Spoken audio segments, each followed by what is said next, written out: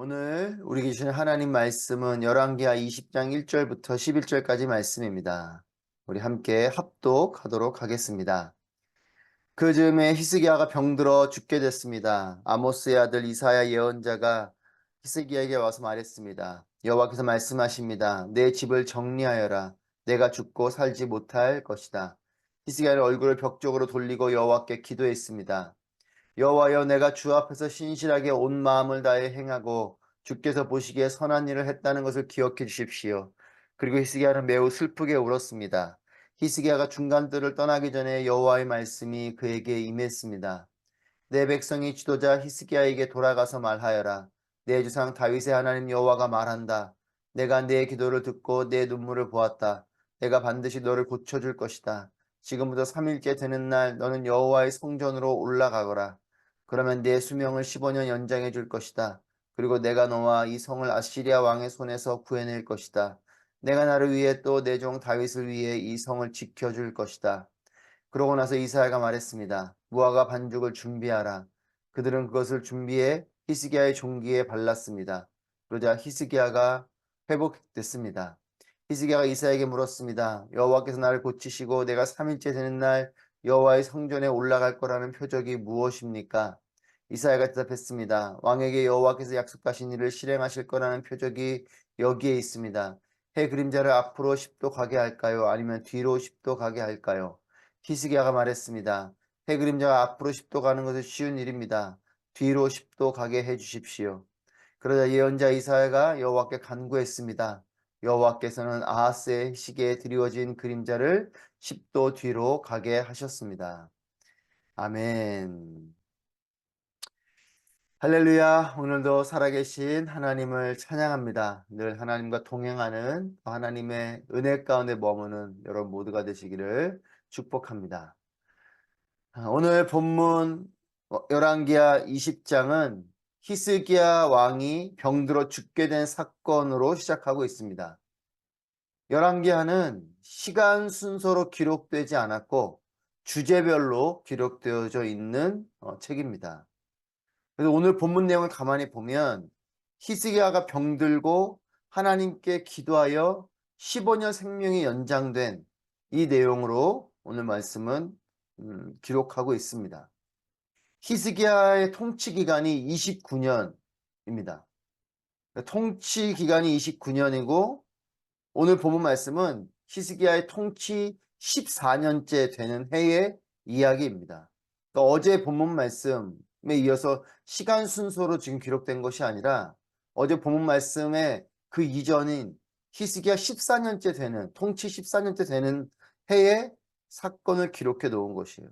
그래서 시간 순서가 아닌 주제별로 기록되어진 것인데 그래서 열왕기하 18장 13절 말씀에 아시리아가 남유다를 1차로 침공하였을 때와 일치하는 것이죠. 그러니까 그때의 이야기입니다. 그러니까 지금 이 상황은 히스기야가 남유다를 첫 번째로 침공하였을 그때의 이야기이고 그때 히스기야가 병들어 죽게 되는 이 예언의 말씀을 듣게 되는 일인 거죠. 그래서 이제 내일 본문 말씀이지만 뒤에 본문 말씀이지만 아시리아에게 조공을 바치기 전에 이야기죠. 남유다 왕궁 곳간에는 그런 풍성함이 있는 그런 때의 이야기입니다. 아시리아가 1차로 침공하는 상황이고 그렇게 남유다에 이런 위기가 다가온 상황입니다. 이 상황 가운데 이야기가 이어집니다. 이런 때에 이사야 선지자를 통해 하나님께서 히스기야가 병이 들 것이고 병이 드는 정도가 아니라 그 병으로 죽게 될 것이다 라고 말씀을 하십니다. 그러면서 여호와께서 말씀하십니다. 내 집을 정리하라. 내가 죽고 살지 못할 거다.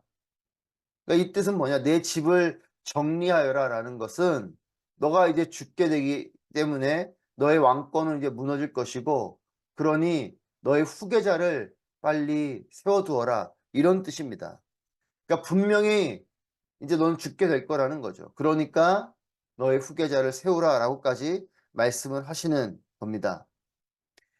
남유다가 아시리아가 남유다를 1차로 침공하는 이런 위기 상황 가운데 있습니다. 외적인 위기죠. 여기에 히스기야도 이제 병이 들고 죽게 된 상황입니다. 왕이 죽게 되는 상황이 된 거죠. 국가의 총체적인 위기입니다. 외부로부터는 외세의 강력한 침략이 일어나는 이때에 왕도 죽게 생겼습니다. 이런 상황이 되니 히스기야가 벽을 향해서 얼굴을 돌리고 눈물로 기도하게 됩니다. 3절 말씀입니다. 여호와여, 내가 주 앞에서 신실하게 온 마음을 다해 행하고 주께서 보시기에 선한 일을 했다는 것을 기억해 주십시오. 히스기야가 하나님께 기도합니다. 나의 마음과 행함을 기억하여 주십시오. 하나님의 자비와 긍휼을 의지하여서 자신을 불쌍히 여겨달라고 기도하고 있습니다. 여러분, 히스기야는 이런 아시리아의 침공 앞에, 이런 위기 앞에 자신의 또 죽음까지 예언의 말씀으로 듣게 될 때 여러 생각이 들었을 것입니다. 하지만 이런 여러 생각 속에서 이런 위기 앞에 히스기야는 기도의 자리로 나아갑니다. 사랑하는 여러분, 우리도 어떤 위기가 있을 것입니다. 우리의 삶을 살아가면서 위기와 같은 또한 어떤 문제들이 우리에게 다가올 때가 있는데, 그때 우리도 하나님께로 향하여 엎드려, 때로는 벽을 향해 우리 얼굴을 대고 그렇게 하나님께 기도하는 우리 모두가 되기를 축복합니다. 히스기야는 하나님을 부르짖고 있습니다. 이런 위기 속에 하나님, 나를 기억하여 주십시오. 그래서 내가 하나님을 온전히 바라보고자 하는 마음이 있었지 않습니까? 이런 나를 불쌍히 여겨주시고 하나님의 자비와 긍휼을 베풀어 주십시오. 이렇게 기도하고 있습니다. 우리도 이런 기도의 사람이 되기를 축복합니다. 4절부터 6절까지 말씀을 보면 이사야가 이제 이런 하나님의 예언의 말씀을 하고 돌아가는 길에 이 중간들을 떠나기도 전에 하나님의 말씀이 이사야에게 다시 임합니다. 내가 내 기도를 듣고 내 눈물을 보았다 라고 하나님께서 이 히스기야에게 가서 말하라는 것입니다. 그리고 내가 너를 고쳐줄 것이고 수명을 연장해 줄 것이다. 그리고 또 이 성을 아시리아의 왕의 손에서 구해낼 것이다 라고 이 이사야 선지자를 통해서 히스기야에게 전하게 합니다. 그러니까 병이 걸려 죽을 것이다 라고 예언하고 돌아서서 가는 얼마 되지 않은 그 시간에 다시 또 하나님께서 말씀을 하게 하신 거죠. 그러니까 히스기야의 이 기도 이후에 하나님께서 다시 이사야에게 이것을 전하라고 말씀을 하시는 겁니다. 여러분, 하나님은 나의 기도를 들으시는 분이시고 나의 삶을 오늘도 바라보시는 분이신 줄 믿습니다. 하나님은 히스기야의 기도를 외면하지 않으셨습니다. 히스기야의 기도를 들어주셨고 또한 그를 바라보고 계셨습니다. 하나님은 나의 기도를 들으시는 분이시고 나를 바라보시는 분인 뿐만 아니라 하나님은 나에게 응답해 주시는 분입니다. 여러분, 기도를 듣기만 하시는 것이 아니에요. 하나님은 응답을 해 주십니다. 하나님은 나를 눈동자와 같이 지키기만 하시는 분이 아닙니다. 듣고 보고 침묵하시는 분이 아니고 하나님은 응답하시는 분이십니다. 하나님은 반응을 하시는 분이세요. 하나님의 때에 그 일을 하십니다. 이렇게 히스기야의 기도를 듣고 바로 이사야를 통해서 응답하시기도 하고 또 때로는 하나님께서 하나님의 때까지 그것을 끌고 가시면서 후에 응답하시기도 합니다. 하나님은 히스기야의 기도를 들어주시고 15년 생명을 연장해 주십니다. 이제 죽을 그의 삶이었지만 하나님은 15년을 연장시켜 주십니다. 그리고 아시리아 왕의 손에서 구해낼 것을 약속해 주십니다. 그러니까 외적인 위기도 내적인 위기도, 그러니까 외부로부터 침략해오는 이런 외적인 위기 가운데 또한 왕이 죽게 생긴 이런 내적인 위기 가운데 하나님이 해결해 주겠다. 내가 이것을 외세의 침략도 막아줄 것이고 너의 생명도 연장시켜 주겠다 라고 하나님 말씀하십니다. 여러분, 기도하면 하나님이 도움을 주시는 것입니다. 내가 산을 향하여 눈을 들리라. 나의 도움이 어디서 올꼬? 나의 도움은 천지를 지으신 여호와께로서이다. 아멘. 여러분, 그렇습니다. 우리가 눈을 들어 하나님을 바라보고 하나님께 기도하면 하나님께로부터 도움이 임하는 것이에요. 저는 우리의 삶의 위기 속에, 어려움 속에 하나님의 도움이 임하시는 여러분 모두가 되시기를 축복합니다. 여러분, 사람을 찾아가고 방법을 찾아가기 이전에 하나님께로 나아가십시오. 하나님의 도우심이 우리의 삶에는 최선의 방법입니다. 최고의 방법입니다. 하나님은 방법이 많으신 분이시기 때문에 내가 미처 알 수 없는 방법으로, 내가 미처 예상할 수 없는 그런 놀라운 일들로 나에게 응답하시고 나를 도우시는 분이신 줄 믿습니다. 하나님을 향하여 간절한 눈물의 기도를 한 히스기야를 향해서 하나님께서는 한순간에 이 위기를 해결해 주겠다고 응답해 주십니다. 이사야는 이 약속을 믿기 어려웠을 이 히스기야에게 무화과 반죽을 준비하라고 명령하고, 이 나아만 장군이 요단강물에 몸을 담그듯이 순종의 행위를 요청하는 거죠. 그렇게 무화과 반죽을 준비하라 하고 이사야가 명령한 대로 그렇게 무화과 반죽을 준비합니다. 그것을 히스기야의 종기에 바릅니다. 그리고 낫게 됐다, 회복됐다, 이렇게 기록하고 있습니다. 여러분, 그럼에도 히스기야는 확신이 필요했습니다. 이렇게 하나님의 약속의 말씀에 따라서 이렇게 치유됐음에도 이 히스기야는 더 분명한 하나님의 응답의 표적이 필요했어요. 그래서 8절 말씀에 이렇게 묻습니다. 히스기야가 이사야에게 물었습니다. 여호와께서 나를 고치시고 내가 3일째 되는 날 여호와의 성전에 올라갈 거라는 표적이 무엇입니까? 그 표적을 구하고 있습니다. 하나님께서 약속하신 생명의 연장과 아시리아의 손에서 구원해 주실 약속의 말씀, 이 약속에 대한 표적을 보여달라는 것입니다. 이에 이사야는 표적을 보여주겠다고 하니까 해그림자가 뒤로 10도 가는 것이 어려운 일이니 이 어려운 일을 보여주셔야 내가 믿겠습니다 라고 대답을 합니다.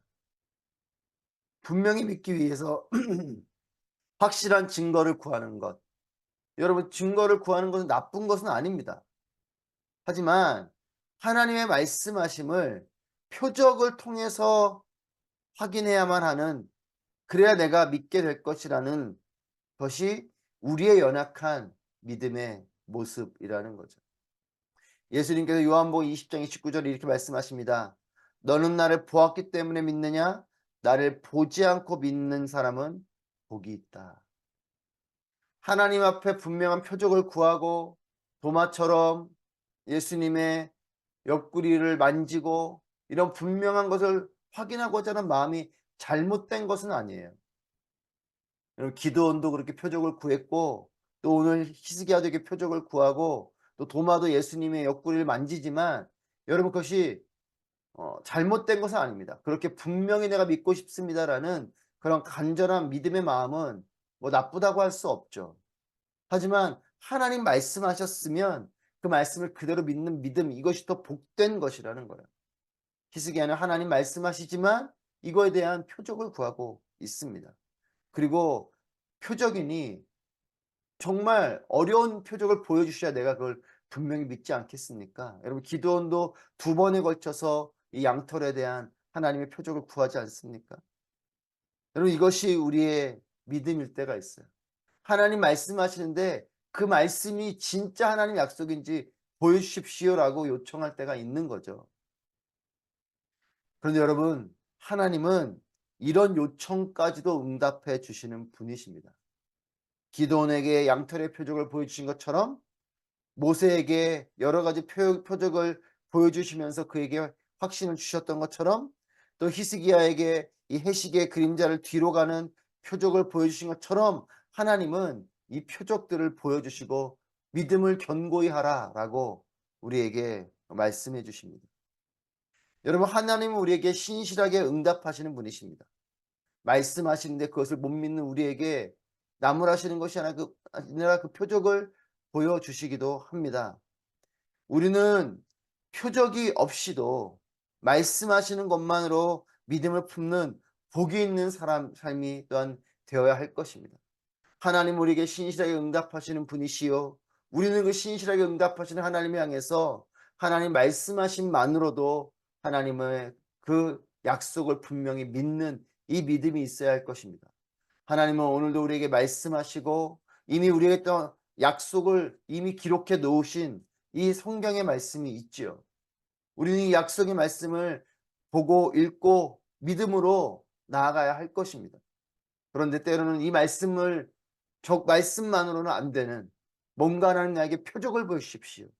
기적을 보여주십시오. 라고 구할 때도 있을 것이에요.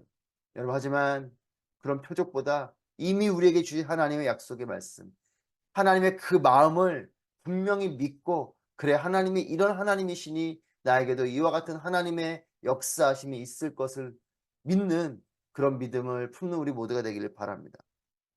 사랑하는 여러분, 하나님은 오늘도 살아 계십니다. 이 믿음을 분명히 갖게 되시길 축복합니다. 하나님은 오늘도 살아 계세요. 지금도 살아 계셔서 나와 함께 하시는 분이십니다. 하나님은 죽은 신이 아닙니다. 하나님은 오늘도 살아계셔서 나의 기도를 들으시고 나의 삶을 눈동자와 같이 지키고 계시고 또한 나에게 응답하시고 나에게 보여주시고 나를 인도해 주시는 분이신 줄 믿으시길 바랍니다. 응답해 주시는 이 사랑의 하나님을 찬양합니다. 하나님은 우리의 기도에 응답하시는 분이시고 우리의 요청에 반응하시는 분이십니다. 표적을 보고 믿는 이런 연약한 믿음을 넘어서 하나님을 온전히 믿음으로 하나님께서 하신 모든 말씀을 그대로 믿고 따르는 그런 복된 삶이 되는 우리 모두가 되기를 축복합니다. 살아계신 하나님 앞에 하나님 말씀하셨으니 그 말씀이 이루어질 것을 믿습니다. 하나님은 나에게 역사하실 분이시니 믿습니다. 이렇게 더욱더 분명한 믿음으로 복된 우리의 삶이 오늘도 펼쳐지고 평생의 그런 삶을 살아가는 우리 모두가 되길 주님의 이름으로 축복합니다.